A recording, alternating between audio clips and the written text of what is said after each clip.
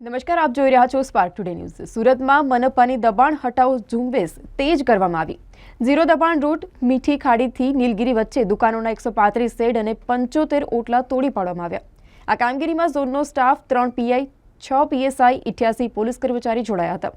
ઝુંબેશ હેઠળ ટીમ દ્વારા 2 ટન જેટલું બાંધકામ મટીરીયલ પણ કબજે કરવામાં આવ્યું।